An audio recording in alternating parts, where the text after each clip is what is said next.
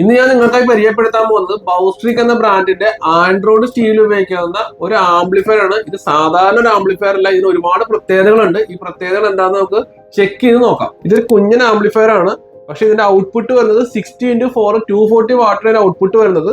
ഇതിനകത്ത് whole effect ഉണ്ട്, അതായത് നമ്മൾ 5.1 ഹോം തിയേറ്ററിലൊക്കെ കേൾക്കുന്ന ഒരു ഫീല് നമ്മുടെ കാറിൽ ഇത് വെച്ചാൽ നമുക്ക് കിട്ടും. ഇതിന്റെ ഫങ്ഷൻസ് ഇതാണ് വരുന്നത്. ഇതിനകത്ത് ഫ്രണ്ട് വോളിയം, റിയർ വോളിയത്തിന്റെ ബാസ് ട്രബിള്, അതുപോലെ ഫ്രണ്ട് വോളിയത്തിന്റെ ബാസ് ട്രബിള്.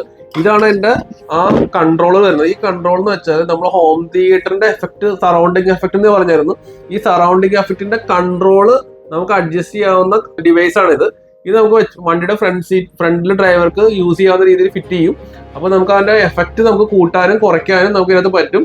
അതുകൂടാതെ സാധാരണ എല്ലാ ആൻഡ്രോയിഡ് സ്റ്റീരിയോയുടെയും മെയിൻ ഒരു പ്രോബ്ലം എന്ന് പറഞ്ഞാൽ ഔട്ട്പുട്ട് കുറവാണ്. ആൻഡ്രോയിഡ് സ്റ്റീരിയോയ്ക്ക് ഔട്ട്പുട്ട് കുറവാണ്.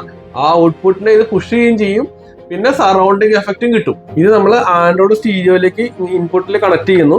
ഇത് സ്റ്റീരിയോയുടെ ബാക്കിൽ കണക്ട് ചെയ്യുന്നു. ഇതിന്റെ ഔട്ട്പുട്ട് നമ്മൾ നേരെ സ്പീക്കറിലേക്ക് പോകും. അതുകൂടാതെ ഇതിനകത്ത് 2 RC ഔട്ട്പുട്ട് ഉണ്ട്. ഈ RC ഔട്ട്പുട്ട് വഴി നമുക്ക് സബ് വൂഫർ എല്ലാം കണക്ട് ചെയ്യാനായിട്ടുള്ള RC ഔട്ട്പുട്ട് ആണ് ഇത്. ഈ ആംപ്ലിഫയർ നിങ്ങൾ കണക്ട് ചെയ്യണമെങ്കിൽ ഇതിനകത്ത് വയർ കട്ടിംഗ് ഒന്നും വരുന്നില്ല, എല്ലാം പ്ലഗ് ആൻഡ് പ്ലേ ആണ്.